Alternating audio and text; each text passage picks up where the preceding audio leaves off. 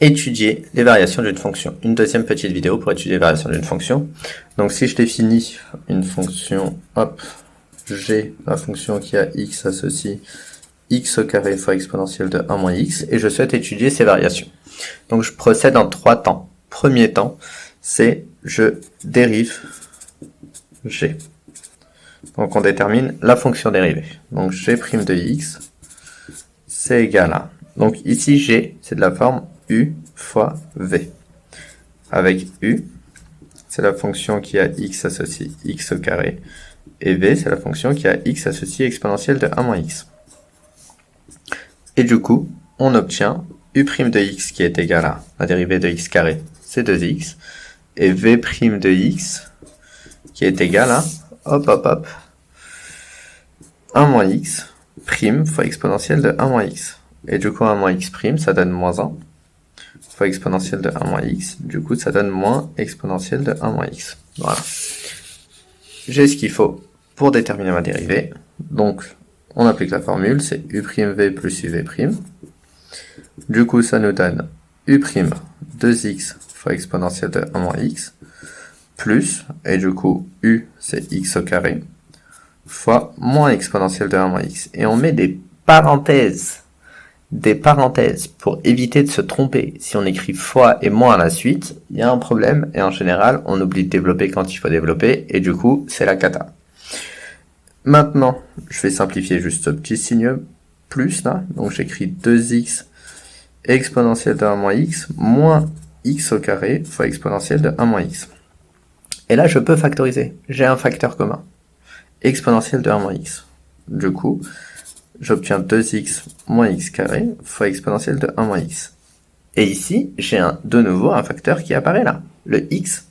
Du coup, je peux factoriser aussi par x, ça me donne x facteur de 2 moins x fois exponentielle de 1 moins x. Je factorise autant que possible, ça m'évitera des calculs par la suite. Une fois que j'ai fait ça, une fois que j'ai dérivé, du coup, on résout l'inéquation g' de x positif. Personnellement, je préfère qu'on résolve g' de x positif plutôt que g' de x égale 0, ça évite de se tromper au niveau des signes après. Donc j'ai x facteur de 2 moins x fois exponentielle de 1 moins x positif. Je mets des équivalences entre deux choses qui sont des inéquations ou des équations. Pour g', j'effectue un calcul, je mets des égalités, je calcule quelque chose, g' de x est égal à u'v plus uv', qui est égal à ça, qui est égal à ça, qui est égal à ça, qui est égal à ça. Ce sont des égalités. Je ne résous rien, il n'y a pas de raison de mettre des équivalences dans la première partie. La deuxième partie, je résous une inéquation, je mets des équivalences. Donc ça équivaut à x facteur de 2 moins x positif, car, et là je justifie, car exponentielle de 1 moins x est positif. Exponentielle est toujours positive. Et du coup, j'ai une inéquation produit. On est obligé de résoudre séparément x positif d'une part et 2 moins x positif d'autre part. Donc 2 moins x positif, ça nous donne 2 plus grand que x, et du coup, x plus petit que 2. Voilà. Maintenant, je peux tracer le tableau de signe de la dérivée avec le tableau de variation. Troisième étape, c'est ce tableau. Hop, on va mettre les deux tableaux. Donc, j'ai x qui va de moins l'infini à plus l'infini en passant par 0 et 2. Hop. Ensuite, une première ligne où je mets mon premier terme du produit, deuxième ligne où je mets le deuxième terme du produit, troisième ligne où je mets ma dérivée. J'ai pas besoin de mettre une ligne avec l'exponentielle, ça sert à rien, c'est toujours positif. Et tout en bas, je mets g. Donc x, ça s'annule en 0 et ça vaut moins plus plus. 1 moins x, oula, c'était pas 1 moins x, mais c'était 2 moins x. Ça s'annule en 2. Coefficient directeur négatif pour une fonction affine, c'est-à-dire que la fonction 2 moins x qui a x associe 2 moins x, elle est décroissante. Les signes vont du plus au moins.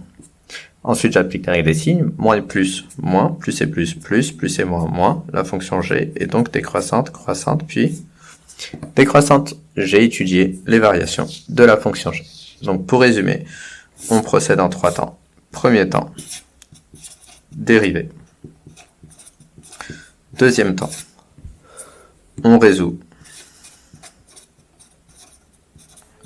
g' de x positif. Donc là, dérivée g' de x égale. Troisième temps, tableau.